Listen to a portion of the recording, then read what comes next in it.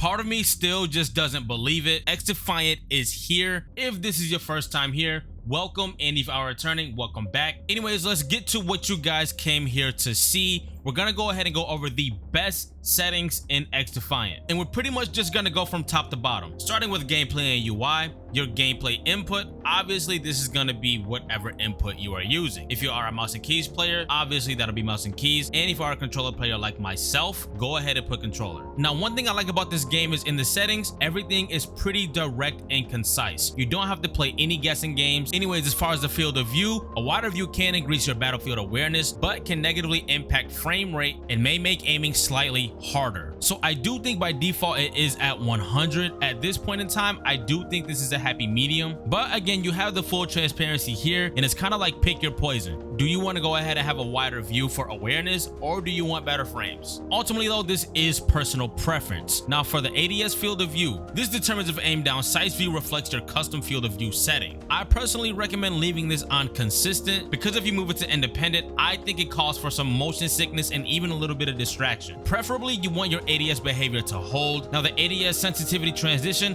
please leave this on instant. From what I'm reading here, this will probably call for a bad time if you bother this. Melee during ADS, I personally have this off. It can come in handy to turn it on at sometimes. Maybe you get jammed up in a situation where an enemy is really close by and you didn't know. Crouch behavior, I prefer toggle. I know some mouse and keys players will rather have it on hold. Sprint behavior tap, auto sprint, I have this on just so I can save my controller a little bit of a beating.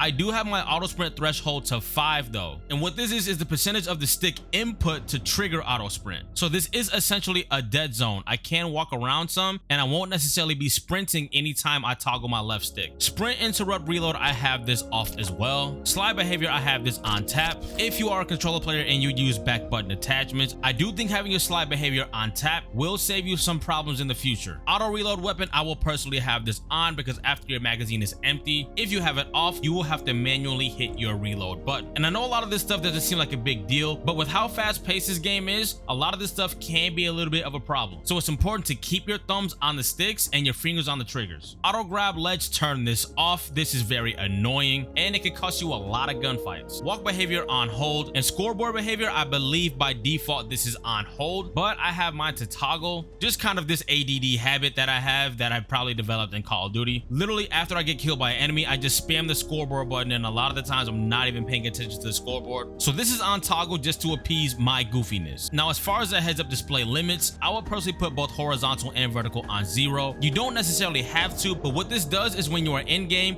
the whole UI system becomes a little bit closer to your center dot. I know there's been multiple situations where you've gotten killed and you were looking at the minimap. This will help your eyes not have to travel so far from where you are centering, if that makes sense. So I recommend trying horizontal and vertical on 0. Challenge notifications, I think that's a little bit irrelevant. I guess you can do whatever you want with that. Damage numbers, I personally have this on. I was really just giving it a try. I don't think it is that necessary, but if you want to go ahead and let your teammates know how much you are hitting enemies for, I think it's helpful then. Other than that, again, not very necessary. I might end up turning this off in the near future when I get the hang of the game some more. Enemy health bars, I have this on. I might go ahead and turn it off just to eliminate some distractions. Again, later on down the road when I really get the hang of XDefiant. Minimap rotation, this is personal preference. If it's on, the minimap rotates to reflect your heading. If it's off, the orientation is locked. So I highly recommend keeping this on, especially if you are from the Call of Duty community. I think it'll save you a whole lot of confusion in game. Distance meters, I'm not sure if anybody really cares about this. You can either have it at meters or yards. So what the FPS display is it displays current frame rates per second in game. If you look at the top left of my screen, you can see that I'm hanging out at about 200 to 300 frames per second here. I like to have that there just for some peace of mind. Same thing with the ping, you could turn it on or off. Network display info, again, you can have this on or off. I personally leave it off just to eliminate some of that clutter up there in the top left corner. Again, pretty much just personal preference here.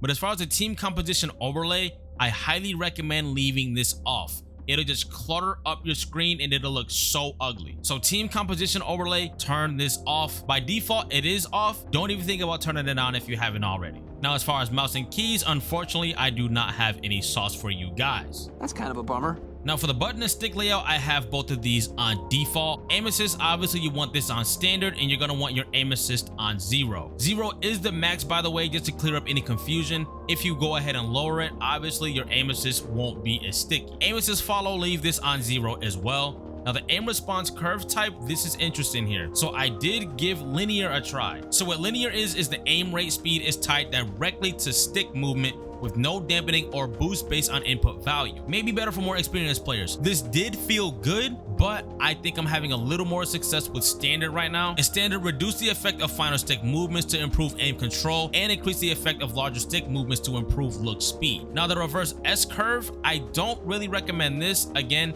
maybe for a little more advanced, you can probably pull this off, but XDefiant is still really new. So my take is run either standard or linear. Again, all personal preference though. My horizontal and vertical sensitivities are 30. ADS sensitivity multiplier, both low and high zoom, are at 1, which is the default. Left stick, the dead zone is 10. I lowered my right stick dead zone to 5. So I mentioned dead zone a minute ago. It's essentially the sensitivity when you go ahead and toggle whatever button you're pushing, whether it be the trigger or the analog sticks. Acceleration speed multiplier, I recommend leaving this at default at 1. Invert, I don't recommend running these at all. Let's say if you run invert vertical axis, if you move your right stick up, your operator will look down. That fucks your brain up, in my opinion. But if that's how you roll, you can go ahead and run invert. Controller vibration, ideally you want this off. Now we have had this conversation multiple times on the channel. Yes, controller vibration can potentially mess up your aim, but like I say all the time, I'm a knucklehead and I need the feedback. Again, to me, it's just another one of those itches that needs to be scratched whenever I'm playing the game. Now audio and voice chat, that's all personal preference. You guys can probably go ahead and lock that in however you want to. Now here is the nitty-gritty stuff right here. Display mode, you're probably gonna want to run it in full screen. If not, you're bugging. Display resolution 1920 by 1080, and the refresh rate should be whatever your monitor is. My monitor here is the 360 Hz monitor. Now triple buffering, again, this is another one of those pick your poison situations. This improves frame rate stability, but also adds a small amount of input latency. For the most part, I have been playing with this on, but I do think I'm gonna give it a go with it off. Same thing with the reduced latency, reduces input latency, but may cause lower frame rates. Again, pick your poison. NVIDIA low latency, I personally run this on. A lot of players run this on plus boost, but I find my computer not working to its full potential for some reason. When it's on plus boost, I'll probably have to do some research or just ask some more questions with somebody that actually knows this shit, but I recommend on for the most part. Brightness, I have mine on 8. Again, that's all personal preference. Contrast, I have that on 20. So for the DX12 renderer, unless you have a really good PC, I recommend having this off. My PC build is relatively decent, but still, I don't want this on. This is just something I don't want to play with. I'm not trying to have my PC start levitating off of the desk right here. Now, as far as graphics, mine do say custom, but we're gonna go ahead and dig a little bit deeper. VSync, turn this off. Mark Rubin himself, executive producer over at Ubisoft, says that VSync is the devil. Turn this off. So for the frame rate limit, I am not very familiar with this. Maybe I'll give both of them a try, but I have been playing with it off.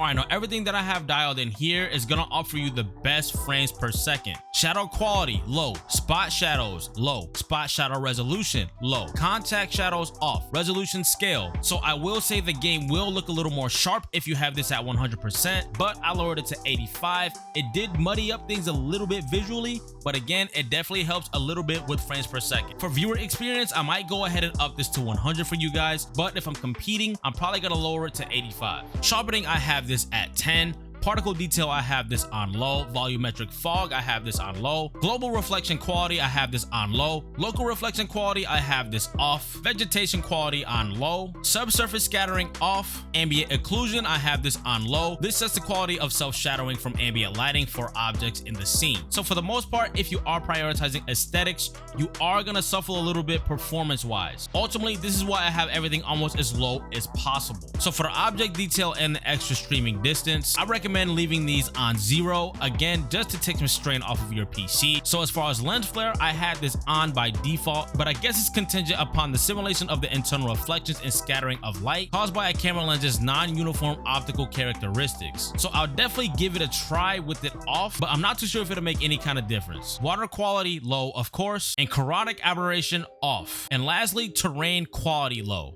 Again, if you are looking for more FPS, it is better to have the terrain quality on low. Now, unfortunately, you can't customize your colorblind settings. Developers over at Ubisoft, if you are watching this, please let us customize our colorblind mode, because I think it'd be a game changer if we can make these enemy red dots a bright red or just a color that we know we cannot miss, which gives us a competitive edge. Flashbang effect, that is 100% up to you. Some people like to have it on dark because it just fucks your eyes up. Now, as far as crossplay and input-based matchmaking, obviously a personal preference. If you are a controller player like me and you're getting smacked up by some mouse and keys players, maybe I'll go ahead and turn the input-based matchmaking on for a couple of games just so I can get some dopamine. And same thing with crossplay. Obviously, I'm on PC, but again, I don't really care what platform or what input my enemies and teammates are using. The good thing is that it is here on XDefiant, so I don't want to hear any mouse and keys crybabies saying anything about aim assist. You can turn this shit off. You can turn it off right now. So hopefully you guys got some sauce from this video. I will definitely be making updated settings videos for XDefiant as we go along throughout the year and next couple of years even. If you made it to the end of the video, thank you for sticking around. I'll drop 2 more videos for you on the screen. And if you dug the content, consider subscribing for more FPS content such as XDefiant, Call of Duty, and more. Thank you all for your time once again. All y'all take care, and I'm out.